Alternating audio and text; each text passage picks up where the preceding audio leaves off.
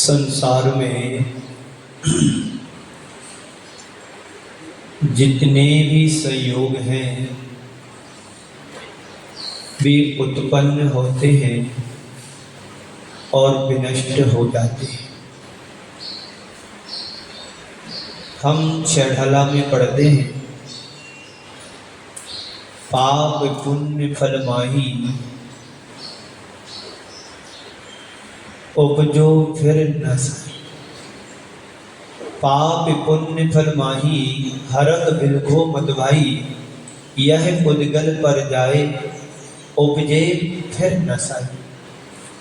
तो ऐसे ही संसार में जितने भी संयोग होते हैं वो सब नाशवान हैं, वियोगमयी हैं। उत्पन्न होते हैं, नष्ट हो जाते हैं। जहाँ पर संयोग होता है वहाँ पर वियोग भी होता है। जैसे सूर्य उदय को प्राप्त होता है तो अस्ताचल की ओर जाकर के अस्त भी हो जाता है। जैसे फूल खिलता है और मुरझा भी जाता है, ऐसे ही हमारा जन्म होता है और मरण भी होता है। जन्म के साथ मरण जुड़ा हुआ है। अभी आपने भगवान अभिनंदन नाथ जी का मोक्ष कल्याणक का अर्घ्य चढ़ाया और लाड़ू भी समर्पित किया। भगवान के जन्म के साथ उनके मोक्ष जुड़ा हुआ है और हम लोगों के जन्म के साथ मरण जुड़ा हुआ है।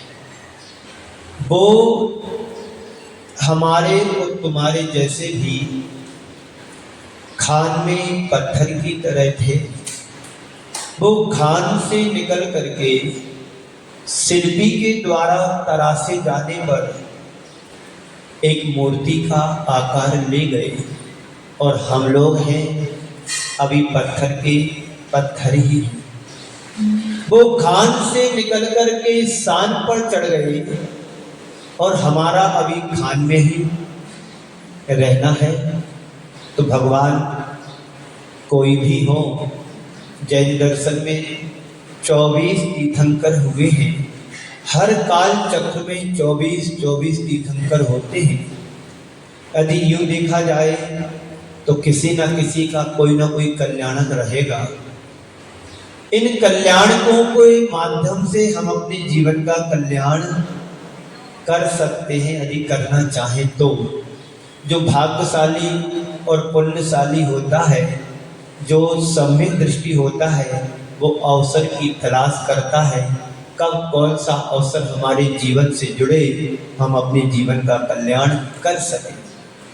तो मैं कह रहा था कि संसार में जितने भी संयोग हैं वो संयोग सब नष्ट जन्म हो लेते हैं और नष्ट हो जाते हैं। हर संयोग वियोगमय होता है, या यूं कहें वियोग धर्मा है। कहा भी है सर्वे संयोगा विप्रयोगा युगांतः संयोग वियोगमय होते हैं। इस सोक्ति के लिए हमें अपने जीवन में याद रखना है कि जिसका संयोग हुआ है एक दिन उसका वियोग होना ही होना है। जिसका जन्म हुआ है उसका एक दिन मरण होना ही होना है। अभी यहाँ पर एक भाई साहब बैठे हैं, बोले हमारे यहाँ सूतक चल रही। क्या हो गया? सूतक पातक चल रही। बोले हमारी चाची जी नहीं रहे।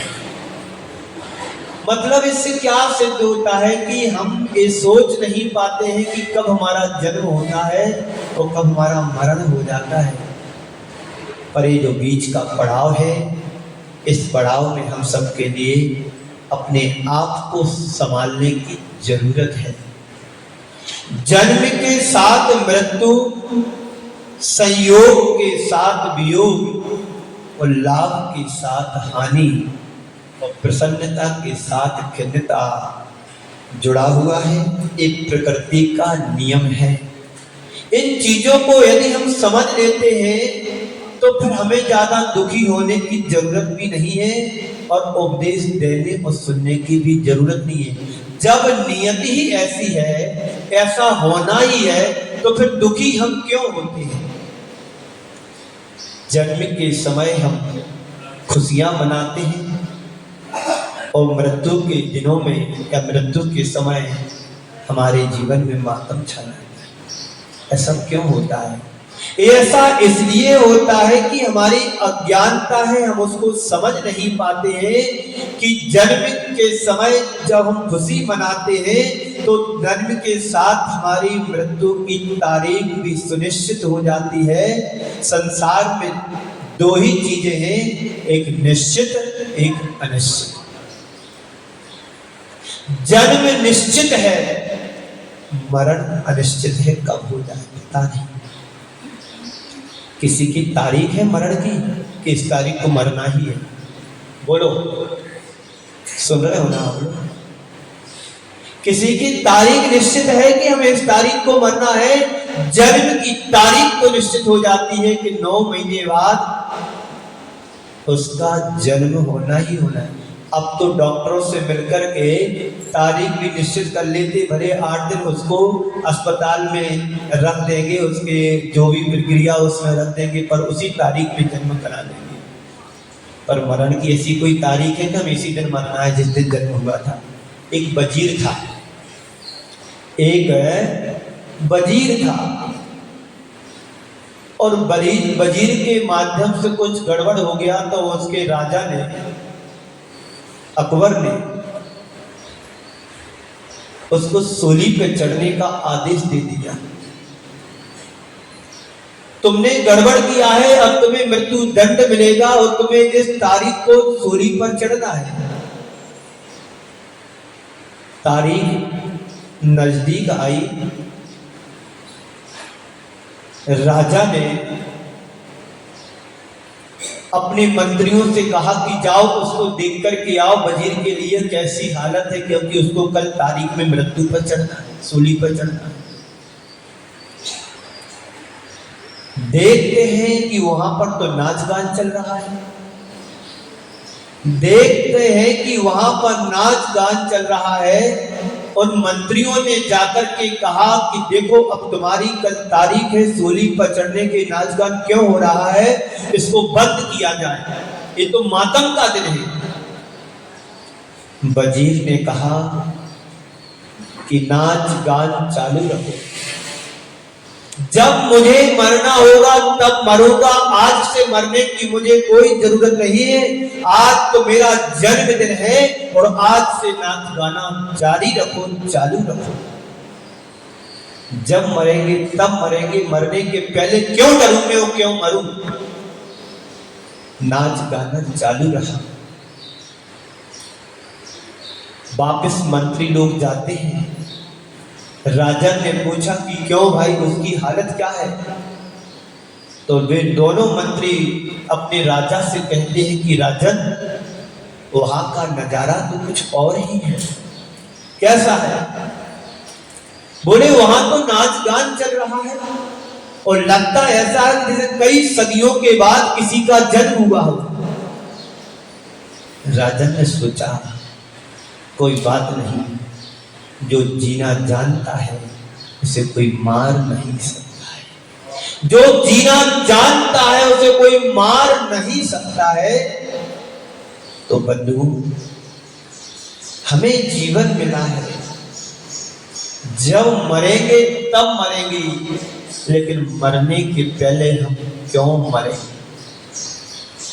हमें जीवन मिला है, जीवन का पूरा लाभ लेना है। कितनी दुर्लभता से मानव जीवन मिला। आप लोगों ने कभी ऐसा सोचा कि मुझे मनुष्य पर्याय मिली है? कितनी दुर्लभता से मिली है। संसार में कोई भी स्थिर नहीं है और संसार में कोई किसी को शरण भी नहीं। शरण है तो पंच परमेष्टि की शरण है, इसके अलावा कोई दूसरी शरण भी इस संसार में नहीं है। तो संत कहते हैं मनुष्य इसे स्वीकारने के लिए तैयार नहीं है कि संयोग के साथ वियोग, जन्म के साथ मरण, लाभ के साथ हानि और प्रसन्नता के साथ खिन्नता ये जुड़ी हुई है, तो इसे मनुष्य स्वीकारने को जल्दी राजी नहीं होता है। जन्म सभी को अच्छा लगता है, लेकिन मरण किसी को अच्छा नहीं लगता है। बोलो, लगता है किसी को? क्या नहीं लगता ना। मरना कोई नहीं चाहता है, जीना सभी चाहते हैं। जबकि बिना मृत्यु के किसी का जन्म ही नहीं होगा। यहां मरेंगे, कहीं और जन्म लेंगे, कहीं जन्म लेंगे, उसके बाद फिर मरेंगे, फिर कहीं और जन्म लेंगे। ये संतति है, अनादि से चल रही है और अनंत काल तक ये चलती रहेगी। यदि हम जागेंगे नहीं, चेतेंगे नहीं, अपनी आत्मा को नहीं जगाएंगे, तो अनादिकालीन की संतति जन्म और मरण की चलती रहेगी।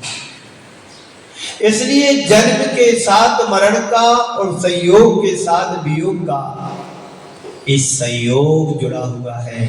जिस क्षण हमारा जन्म होता है, उसी क्षण मृत्यु तय हो जाती है। कहा भी है, जातस्य ध्रुवम, जातस्य मरणम ध्रुवम, ध्रुवम मृतस्य जन्मम च। जन्म लेने वाले का मरण और मरण होने वाले का जन्म निश्चित है। इस सत्य पर बहुत कम लोगों का विश्वास होता है।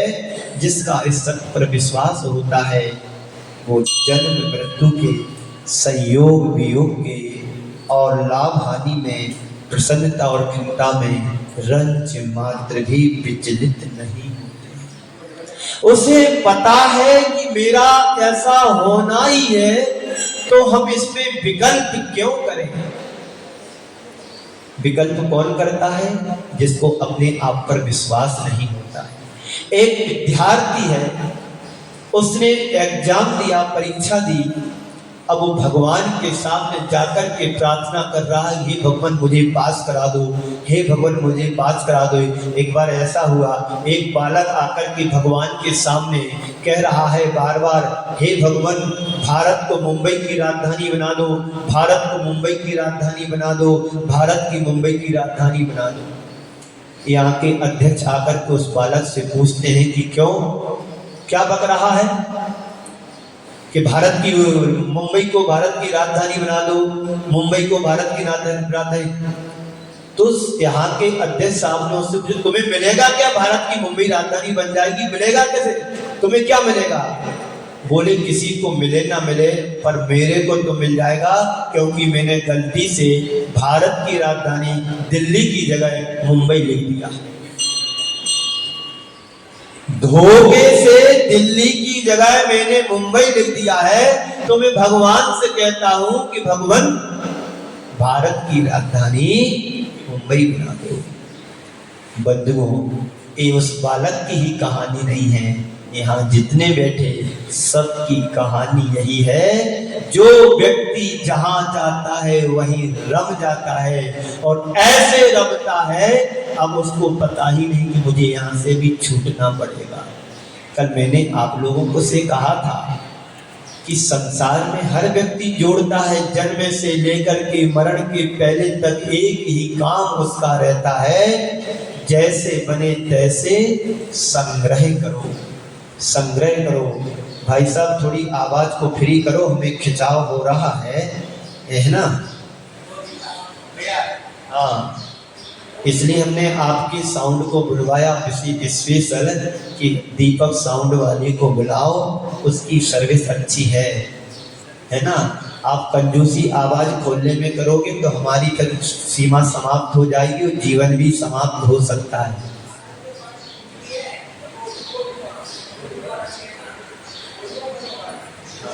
चलिए, तो जो व्यक्ति अपने आप पर विश्वास कर लेता है, फिर वह ज्यादा घबराता नहीं है और चिंता भी नहीं करता है।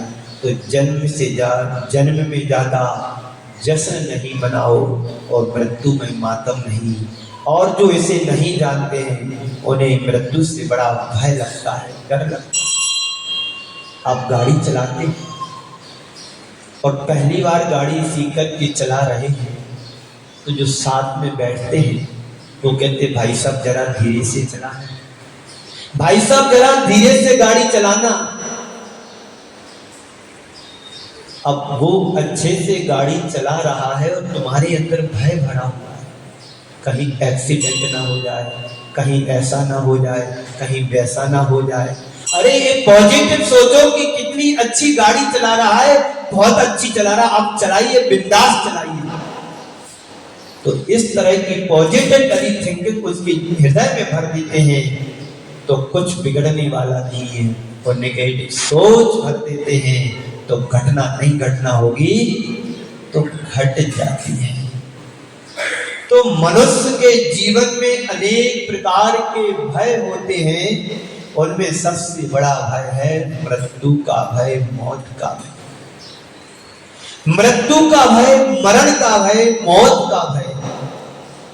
और जब मनुष्य के मन में मृत्यु से भय उत्पन्न होता है तो उससे बचने के तरह तरह के उपाय भी वो खोजने के लिए तैयार हो जाता है। और कई कई बार अंधविश्वास के चक्कर में आकर के अपने जीवन को भी समाप्त कर देता है। अंधविश्वास समझते हो? जिस विषय में उसको किसी भी प्रकार की जानकारी नहीं है, सामने वाले ने जैसा कहा उसको वैसा स्वीकार कर लिया। अंधविश्वास में डालने वाले बहुत लोग तैयार हो गए इन लोगों से बचकर के रहना। संत कहते हैं मृत्यु से आज तक कोई बच नहीं सका, ना आगे भी बच सकेगा। कहा भी है मणिमंत्र तंत्र होई, मरते न बचावे कोई। चाहे मणि हो, चाहे मंत्र हो, चाहे तंत्र हो, कोई भी हो, जब मृत्यु आ जाती है तो साक्षात भगवान भी खड़े रहेंगे, वो भी तुम्हें बचा नहीं पाए। क्योंकि उन्हें भी मृत्यु की गोद में एक दिन जाना पड़ा था, तभी भगवान बने। जिन्हें हम अमर कहते हैं, देवों के लिए उनको भी एक दिन मृत्यु की गोद में आना पड़ता है, मृत्यु का साक्षात्कार करना होता है, तभी वो अपने जीवन को धन्य कर सकते हैं, अपने जीवन में सार्थकता प्राप्त कर पाते हैं। तो दुनिया में तमाम उपाय करने पर भी कोई बच नहीं सकता है। जब मृत्यु आनी होगी तब आएगी, उससे घबरा करके तुम जाओगी कहाँ? है कोई तुम्हारे पास ऐसा स्थान जहाँ मृत्यु से बच करके तुम वहाँ छिप करके अपने आप को बचा लो? एक राजा था,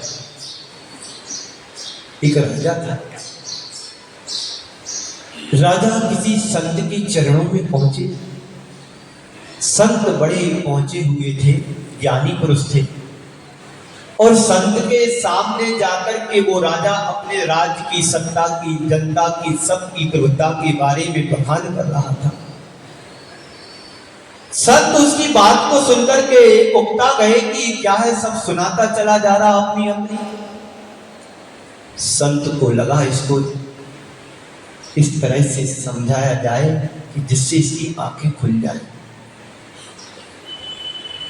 संत ने उसकी सब बातों को सुनकर के उस राजन से कहा कि राजन, तुमने सारी व्यवस्था तो बना ली, सत्ता भी तुमने तैयार कर ली, शक्ति भी तुम्हारे पास है, प्रभुता भी तुम्हारे पास है, सब कुछ तुम्हारे पास है, पर ये बताओ तुम अपने आप को मृत्यु से बचा सकते हो?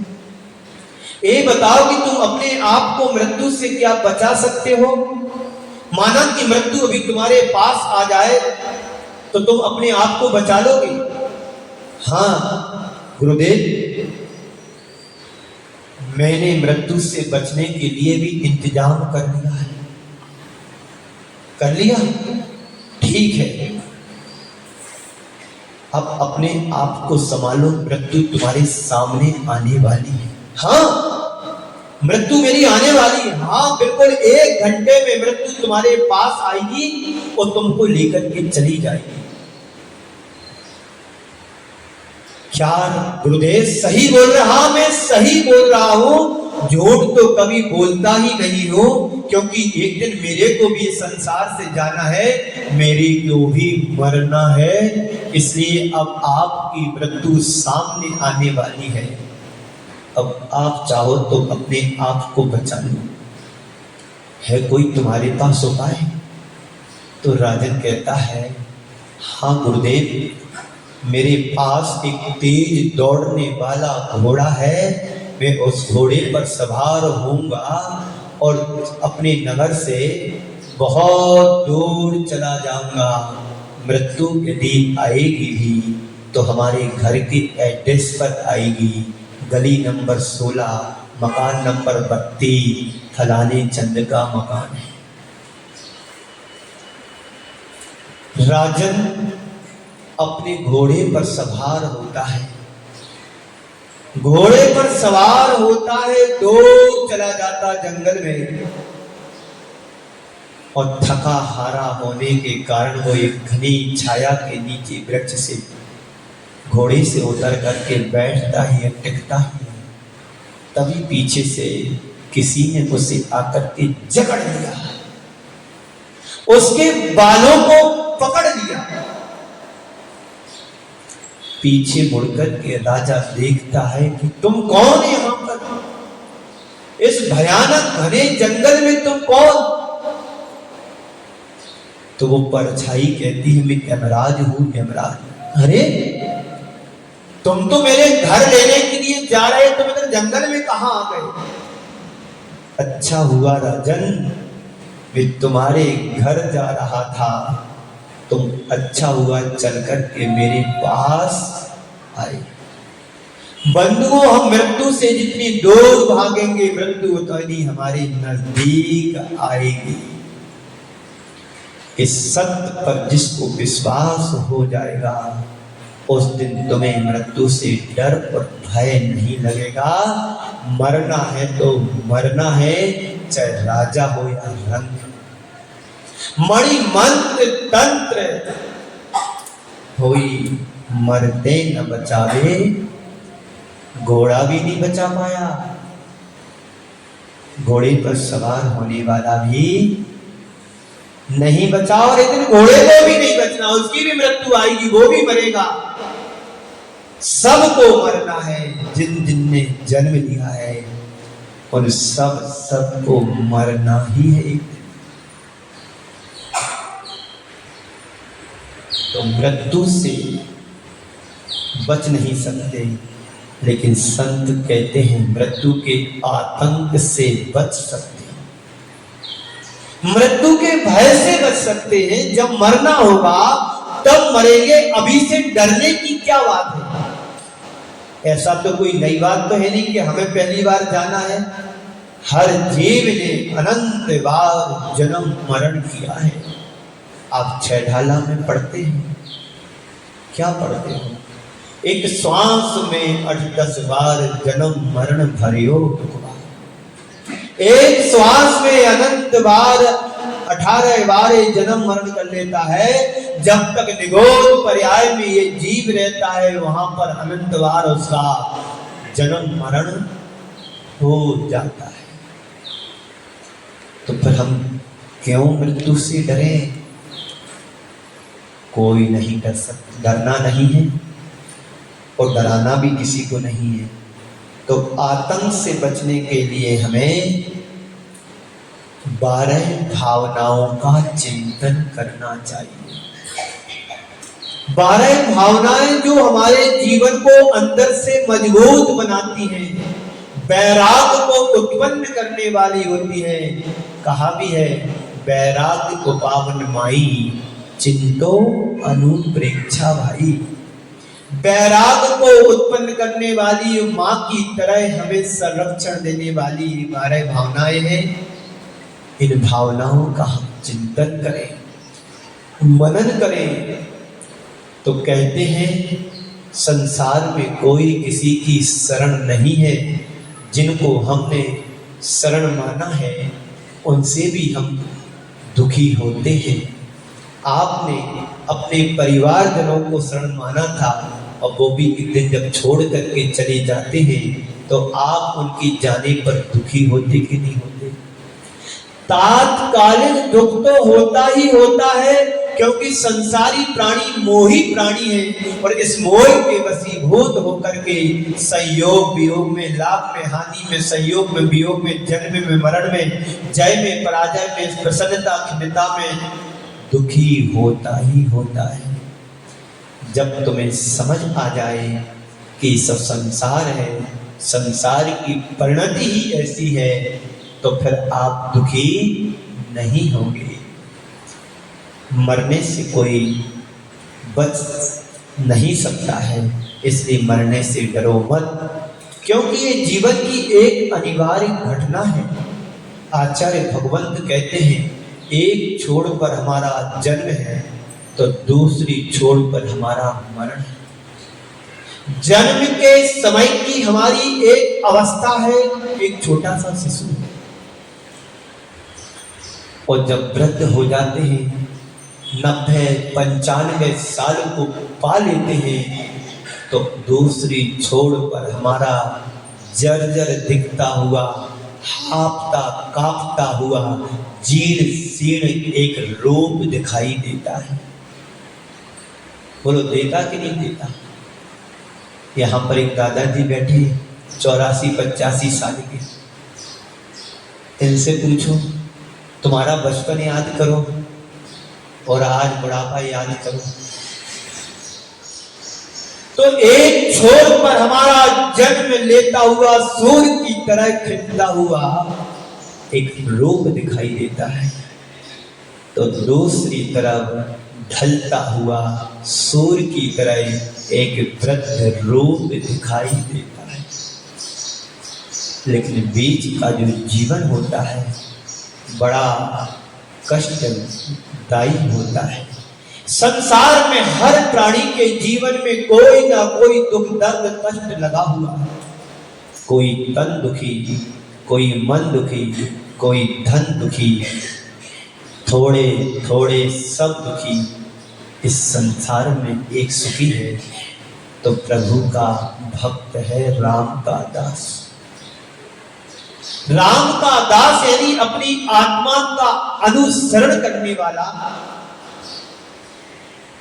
आत्मा की पहचान करने वाला, परमात्मा की पहचान करने वाला ही संसार में सुखी हो सकता है। इसलिए कहा भी है, अन्यथा शरणं नास्ति त्वमेव शरणं। हे प्रभु आप ही एकमात्र शरण है। इस संसार में और कोई किसी का शरण नहीं है। जिनको ही अपना माना उनसे ही दुख पाया, फिर क्यों समझ नहीं आया? आप एक पूजन में पढ़ते हैं, क्या पंक्तियां हैं, याद है किसी को? जिनको ही अपना माना उनसे ही दुख पाया, या फिर क्यों समझ नहीं आया? तो हिसाब लगाओ, किस किस को तुमने अपना माना, फिर उनसे दुख कितना तुमने पाया है? कुछ याद है किससे दुख पाया? व्यक्ति से पाया कि वस्तु से पाया, अपने से पाया कि पराये से पाया? सभी जगह दुख सिर्फ दुख ही है। इस दुख से बचने के लिए, सुख की प्राप्ति के लिए छैढालाकार कहता है, जे त्रिभुवन में जीव अनंत सुख चाहे। बस रोज पढ़ते हो, किसके लिए? दूसरों को सुनाने। रोज छैढाला पढ़ते हैं, मेरी भावना पढ़ते हैं, सुखी रहे सब जीव जगत के, कोई कभी ना घबरावे। जब मौका आता है तो सब घबरा जाते हैं, हाय बाप रे अब क्या होगा, अब तो मरे, अब तो ऐसा होगा वैसा होगा। कोरोना जैसी बीमारी आई, सब घबरा गए। जिनको जाना था वो चले भी गए, अच्छा हुआ। इस पृथ्वी पर भार कम है, जो बचे हैं वो भी एक दिन जाएंगे। अपनी अपनी बार मरना है सबको। राजा राणा छत्रपति हाथिन के असवार, मरना सबको एक दिन, किसी दूसरे की बारी से नहीं मरेंगे। जब तुम्हारा नंबर आएगा तब इस दुनिया से तुम्हें जाना होगा, कहीं और जाकर के एक नया जीवन पाना होगा।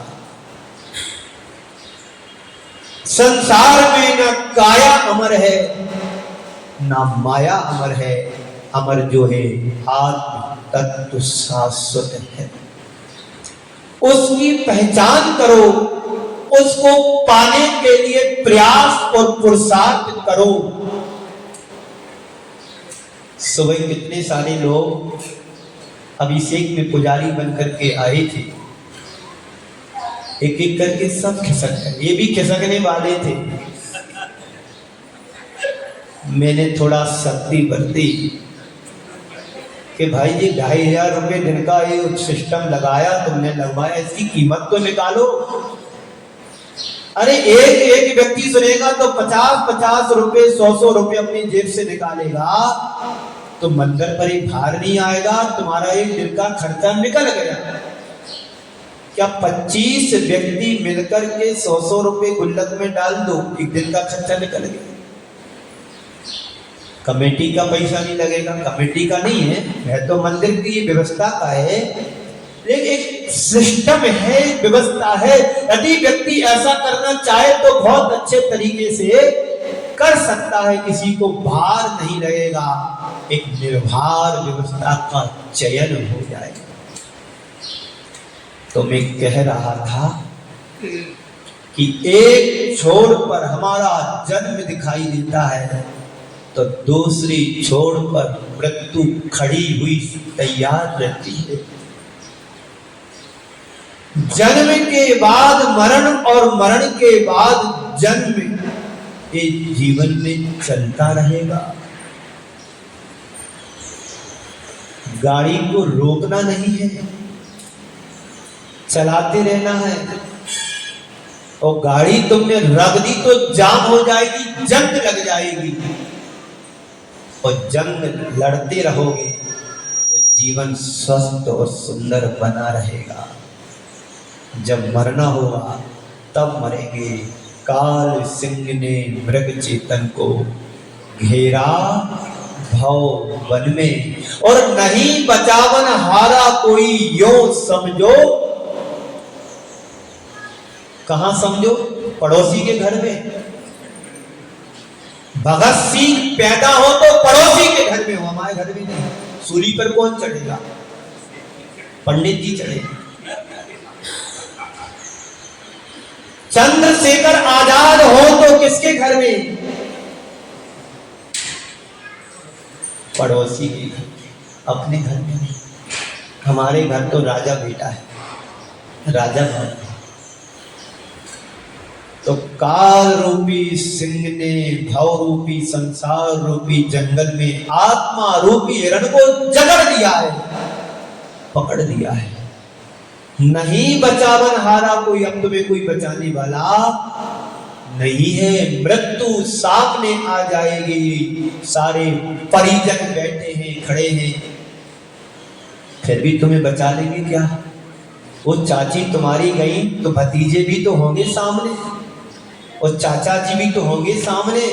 पकड़ लेते हाथ, साथ साथ निभाया, छोड़ के जा रही मेरे। क्यों नहीं पकड़ पाए? बोलो, है ताकत तुम्हारे पास? तुम्हारे पास क्या, परमात्मा के पास भी ये ताकत नहीं है। जितना आयु कर्म होगा उतना व्यक्ति को जीवन जीने के लिए मिला। जितनी भरी राम ने चाबी उतना चले खिलौना, और बीच में टूट फूट जाता है खिलौना, अकाल मरण हो जाता है। पूरा मजा ही आनंद नहीं ले पाते खिलौने का। खिलौना है हमारा जीवन, हमारा शरीर। अब इस खिलौने के लिए सही मंजिल तक ले जाना है तो देव शास्त्र गुरु की सन्निधि पाने के बाद हमें अपने जीवन को कुछ नया परिवर्तन करना है। जैसे कोई हिरण के सामने सिंह आ जाता है तो क्या होता है, हिरण बच नहीं पाता है। मात्र हिरण की ही कहानी नहीं है, संसार के हर प्राणी की कहानी है। मृत्यु सामने खड़ी, ये विचार करो। भरत चक्रवर्ती के जीवन के बारे में कहा जाता है, भरत चक्रवर्ती के वैभव को देख करके एक व्यक्ति के मन में जिज्ञासा हुई कि जिनकी 96,000 रानियां, 18 करोड़ घोड़े, 84 लाख हाथी, इतनी वैभव का स्वामी व्रत कैसे रहता होगा। हम एक से व्रत नहीं हो पा रहा, वो 96,000 रानियों का उपभोग करता होगा। और सुना तो ये कि भरत घर में बैरागी, चक्रवर्ती है और बैरागी कैसे। तो एक व्यक्ति के मन में जिज्ञासा हुई कि चलो मैं भरत चक्रवर्ती से मिलकर के आता हूं कि मैं तो एक से परेशान हूं, तुम 96,000 रानियों से कैसे संतुष्ट करती हो। चला गया चक्रवर्ती के रनवास में, हर किसी को एंट्री नहीं मिलती, पर वो चला गया बेधड़क और जाकर के प्रश्न किया कि राजन, मैंने सुना है कि आपकी 96,000 रानियां हैं, आप कैसे सबको खुश रखते होंगे, मैं तो एक से परेशान है। तो चक्रवर्ती ने जवाब दिया, इसका उत्तर तो मैं तुम्हें बाद में दूंगा, पहले एक काम कर, जो तुम्हें दिख रहा है उसका एक बार चक्कर लगा करके आओ कि कहां पर क्या क्या है। उसे बड़ा अच्छा लगा कि एक तो चक्रवर्ती के कटक में प्रवेश करने का मौका नहीं मिलता और मिला है तो हमें तो पूरे घूमने के लिए मिल रहा है, बड़ा अच्छा लगा, बड़ा चला आगे। तो चक्रवर्ती ने रोक दी, उस व्यक्ति के लिए कहा कि रुको, ऐसे नहीं जा सकते हो तुम रनवास को घूमने के लिए, कुछ शर्तें हैं। क्या शर्त है राजन? शर्त ये है, एक जलता हुआ लबालब घी से भरा हुआ दीपक इस हाथ में लो नहीं बुझना चाहिए और दीपक में से तेल की एक बूंद नीचे नहीं गिरना चाहिए। ये जो तलवारधारी तुम्हारे साथ चलेंगे, जिस क्षण तुम्हारी दीपक की लौ बुझेगी उसी समय तुम्हारा जीवन भी बुझ जाएगा, तुम्हारी गर्दन अलग हो जाएगी। घूम करके तो तुम्हें आना है, एक तलवारधारी तुम्हारे साथ जाएंगे और दीपक और तेल से लबालब भरा हुआ तुम्हारे हाथ में कटोरा है, जाइए अब इस शर्त के साथ। गया बेचारा, वैसे ही घबरा गया, अब तो मरना है, कभी भी बूंद घी की तेल की बूंद नीचे गिर सकती है क्योंकि भरा हुआ है, आंधी चल रही है, दीपक भी बुझ सकता है। गया बड़ा सावधानी से जाता है, पूरा रनवास का चक्कर लगा करके आता है और जैसी राजन के सामने पहुंचता है, व्यक्ति राजन कुछ कहे उसके पहले ही उस व्यक्ति ने कह दिया कि राजन, मुझे समझ में आ गया कि तुम कैसे रहते हो। राजन, मुझे समझ में आ गया कि तुम कैसे रहते हो, तो कैसा लगा तुम्हारे लिए? राजन, बस मुझे मेरे सामने मृत्यु दिखाई दे रही थी और कुछ दिखाई नहीं दिया। एक दीपक की बूंद और ज्योति के अलावा मैंने कुछ नहीं देखा, बस तुम्हें समझ में आ गया। ठीक वैसे ही मुझे समझ में आ गया संसार में कि मृत्यु हर पल सामने है। वर्धते भयम वर्धते भयम वर्धते भयम वर्धते भयम, हर पल मृत्यु सामने है, मेरा मरण है, मरण है, मरण है। तुम्हें दिखती मेरी रानियां, तुम्हें दिखता मेरा वैभव, तुम्हें दिखती मेरे घोड़े हाथी आदि, और मुझे दिखती मेरी सामने मृत्यु। वर्धते भयम, भय बढ़ता है। किसको भय है? चक्रवर्ती को किसी का भय होता है? 6 खंड का अधिपति पूरा आर्यावर्त उसके हाथ में, उसे किस चीज का भय है? पर उसको भय, मरण का भय, मृत्यु का भय। कब मेरी मृत्यु आ जाए इसकी कोई गारंटी नहीं है। इसलिए 2 ही चीज है, एक निश्चित, एक अनिश्चित है। जन्म हमारा निश्चित है और मृत्यु अनिश्चित है। कब किस मोड़ पर किसकी कौन सी घटना घट जाए। गाड़ी चलाते हो कब एक्सीडेंट हो जाए, इसका कुछ पता है? बोलो। आप यहां से नीचे उतरो, पैर फिसल जाए, इसकी कोई गारंटी है? कब तुम्हारे जीवन की अंतिम श्वास बन जाए, इसकी कोई गारंटी है? बोलो। भागने की कोई गारंटी नहीं है। कौन कब कहां से खिसक के चला जाए। दरवाजे बहुत इधर है उधर, हम देखते ही रह जाते कि जे इधर बैठेंगे, ये बाजू से बहाने से, तो देखते नहीं है, आंखें बिल्कुल बंद करके कि कोई मुझे देख ना ले। जैसे बिल्ली दूध पीती है, वो आंख बंद करके पीती, कभी देख लेना कटोरा रख के। उसे पता है डंडा भी मेरे ऊपर पड़ेगा तो मुझे देख ही नहीं है कौन मारने आ रहा, दूध पियो। इसमें किसी का अहित नहीं है। यदि जिनवाणी के 2 शब्द सुन लेंगे तो कभी ना कभी वो जिनवाणी के 2 शब्द तुम्हें काम में आ सकते हैं। भगवान महावीर के शासन काल में एक रोहिणी नाम का चोर रहता था। भगवान महावीर के शासन काल में एक रोहिणी नाम का चोर रहता था। उसका पिताजी को अपने बेटे को समझाता था कि देख बेटे, तू भगवान महावीर के समूषण में मत जाना, नहीं तो अपना पुश्तैनी धंधा चौपट हो जाएगा।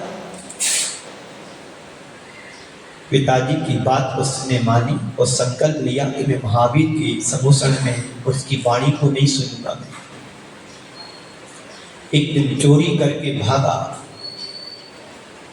रहा था। जिस रास्ते पर उसको भागना था उसी रास्ते पर भगवान महावीर का समूषण लगा था।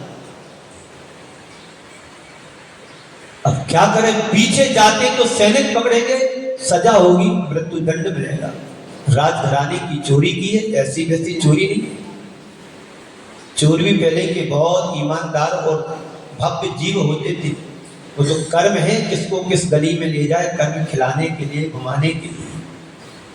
पीछे भागूं तो सैनिक लोग मुझे पकड़ेंगे और मृत्यु दंड मिलेगा। चलो भगवान महावीर का समूषण जहां लगा है उस दिशा में जाते हैं, और जहां समूषण आएगा तो कान में उंगली डाल देंगे, निकल जाएंगे, पार हो जाएंगे।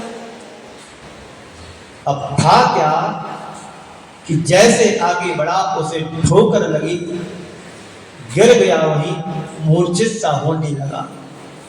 संभलने के लिए उसने हाथ कानों से निकाल करके उठने की तैयारी की, पर उठ नहीं पाया। इतने में सैनिक लोग आते उसको पकड़ करके राज दरबार में ले जाते हैं। पर इस बीच उसने जब उंगली कान की नीचे निकली, थोड़ा थोड़ा होश था तो वर्णन स्वर्गों का चल रहा था। कहा जा रहा था दिव्य ध्वनि के माध्यम से, स्वर्गों के देव देवियों की पलकें नहीं झपकती। स्वर्ग में देव देवियों की पलकें नहीं झपकती है। इतना पर्याप्त उसका सुनना था। मूर्छित हो जाता है, उसको सैनिक ले जा करके राज दरबार में रखते हैं और उसके ऊपर सिंचन करते हैं। चंदन के पानी से होश आता है, आंखें खोलता है, देखता है कि मैं कहां आ गया। देवियां हवा डुला रही है बिजना से। तो देवियों ने पूछा, उसने पूछा कि मैं कहां आ गया हूं। तो देवियां बोलती हैं तुम स्वर्ग में आए हो। कहां आए? तुम स्वर्ग में आए हो। अच्छा, लग तो अच्छा रहा, बड़ा ठाट बाट लाइटिंग वाइटिंग, ऐसो आराम के सारे सुख संसाधन सुविधाएं नजर टिक नहीं रही है, स्वर्ग ही लगता है। पर उसे भगवान महावीर की बात याद थी कि देवों की पलकें नहीं झपकती। देवियों ने कहा कि तुम स्वर्ग में आए हो, पर ये बता कि तुम अपने जीवन में तुमने ऐसे कौन कौन से अच्छे काम किए जिससे तुम्हें और स्वर्ग में भेजा जाए, नहीं तो नीचे नरक में जाना पड़ेगा। उसने जब देखा कि इनकी तो आंखें पलक रही हैं, तो झूठ बोल रहे हैं कि स्वर्ग में है, स्वर्ग नहीं, हम मृत्यु लोक में हैं, तो वो भी बदमाश चोर सब वो अच्छी अच्छी चीजें सुना दी जो उसने किया था, बुरी एक भी नहीं सुनाई। बुरी मैंने चोरी नहीं की, कुछ भी नहीं बताया, सब अच्छा अच्छा सुना दिया। तो वो बच गया। कहा कि जाओ तुम स्वर्ग में जाओ। वो एक बाप ने उसे मृत्यु दंड से बचा दिया और वहां से छूटा सीधा भगवान महावीर के समोसण में जाकर के दीक्षित हो जाता। चोर कौन? चोर। और आप लोग साहूकार हो, जितने बैठे यहां पर सिर्फ साहूकार बैठे हैं। कोई लोहाड़िया है, कोई पहाड़िया है, कोई बाकलीवाल, कोई कासरीवाल, कोई सोनी, कोई कोच, है ना, सब साहूकार बैठे हैं। एक भी चोर नहीं है। भले दिन में चोरी करते हो तुम, 2 के 3 रुपए वसूलते हैं, 1.5 के 2.5 रुपए वसूलते हैं, 1000 के 500, सब साहूकार है। पर उस चोर ने एक वाक्य सुना था कि देवों की पलकें नहीं झपकती। उसने मन ही मन सोचा कि काश मैंने पिताजी की बात को नहीं सुना होता तो आज मैं भगवान महावीर के चरणों में होता। कोई बात नहीं, देर से आए पर दुरुस्त आए। और जा करके भगवान महावीर के चरणों में बैठ करके दीक्षित हो जाता और अपना कल्याण कर लेता, मोक्ष प्राप्त कर लेता। जितने भी चोर हुए तीर्थंकर भगवंतों के शासन काल में, चाहे विद्युत चोर हो, चाहे अंजन चोर हो, चाहे रोहिणी चोर हो, कोई भी चोर हो, सब मुक्ति को प्राप्त हुए। इतिहास पढ़, शास्त्र पढ़, एक भी चोर नरक नहीं गया। और हम साहूकार आज तक संसार में भ्रमण कर रहे हैं। समय आपका हो गया और बात अभी पूरी नहीं। संसार में कोई शरण नहीं है, यदि शरण है तो त्वमेव शरणम मम। प्रभु आप ही शरण है, बाकी संसार में धोखेबाज आशरण है। स्वार्थ की दुनिया है, तन धन को साथी समझाता पर ये भी छोड़ चली जाती। ये रोज पढ़ते हो पर दूसरों को सुनाने, खुद को सुनना ही नहीं है, सुनाना है दूसरों को। जिस दिन खुद सुन लेंगे कि मणिमंत्र तंत्र होई, मरते न बचावे कोई, तो फिर तुम्हें उपदेश सुनने की जरूरत नहीं। जो सुना है उसको जीवन में गुणने की जरूरत है। हर भाव में हमने सुना है। तीर्थंकर के समय भी बने होंगे पक्षी के रूप में, फिर भी कोई पक्षपात तुमने नहीं लिया। अपना पक्ष मजबूत कर लेते तो आज इसे पक्षपात करने के लिए जन्म नहीं लेना होता। कोई किसी के पक्ष के हैं, कोई किसी के पक्ष के, अरे भगवान के पक्ष के बनो और आत्मा के स्वच्छ दर्पण में निहारो। आचार्य श्री ने बहुत अच्छी बात कही, मत रूप निहारो दर्पण में, मत रूप निहारो दर्पण में, दर्पण गंदला हो जाएगा। निज रूप निहारो अर्पण में, अर्पण उजला हो जाएगा। हम रोज दर्पण में देखते हैं अपनी शकल को, अकल में तो देखो जरा, भगवान की दर्पण में देखो कि ऐसी मूर्त के रोज दर्शन करते कुछ परिवर्तन आया? नहीं आया, परिवर्तन आएगा भी नहीं, क्योंकि हमारा देखना ही दृष्टिकोण ही गलत है। जिस दृष्टि से तुम देखते हो, दृष्टि तुम्हारे लिए भगवान के परमात्मा को देख नहीं पाओगे।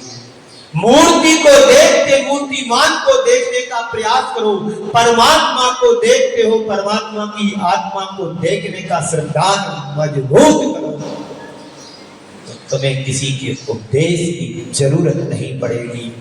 इसी मंगल भावना के साथ बाहर से तुम्हें कोई बचाने वाला नहीं है, तुम बच सकते हो तो अपनी आत्मा की मजबूत श्रद्धा से, सम्यक दर्शन के माध्यम से हम अपने आप को बचा सकते हैं और अपनी आत्मा का कायाकल्प कर सकते हैं।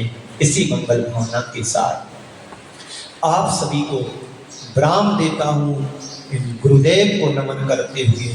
बोलिए परम पूज्य आचार्य गुरुवर श्री विद्यासागर जी महाराज की। अभी उठना नहीं, विशेष